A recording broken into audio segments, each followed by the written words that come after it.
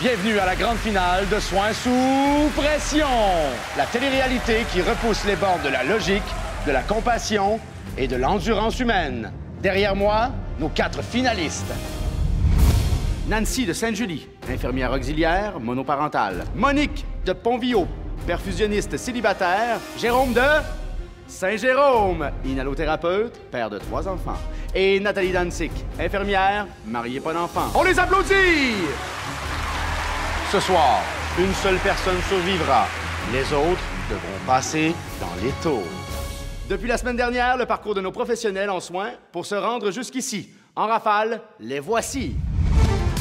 Nancy sur le département de chirurgie, 30 pansements à changer, 16 post-op à surveiller, 20 patients à préparer pour la chirurgie, 5 chutes, 83 doses de médicaments administrées, 19 pages de paperasse et de dossiers à remplir, 3 heures de sûreté impayée pour laquelle elle devra se battre pour être payée.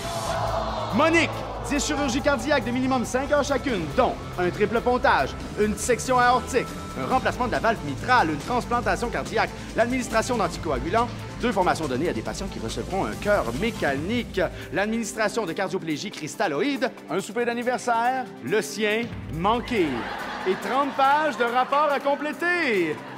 Jérôme, 3 intubations d'urgence, 9 sprints d'un bout à l'autre de l'hôpital, 37 doses d'arrêt au sol doseurs administrés, 6 patients traités aux soins intensifs, 8 crises d'asthme, 2 journées sans pause et 1 sans dîner, 3 enfants qui ne comprennent pas pourquoi papa n'est pas là, et une conjointe frustrée.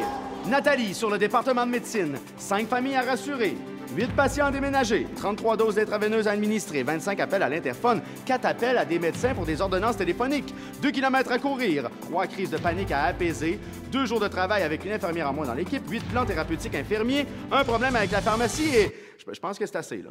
Hein? Restez avec nous. Après la pause, l'élimination finale. Malheureusement, la réalité du travail en milieu hospitalier dépasse souvent la fiction. La pression croissante que nos professionnels en soins subissent au quotidien, sans égard pour leur bien-être physique et moral, met tout le monde en péril. À la FIC, nous croyons qu'il est grand temps de changer les règles du jeu en exigeant des conditions de travail à échelle humaine pour nos membres, afin qu'elles puissent donner des soins à la hauteur de leurs compétences.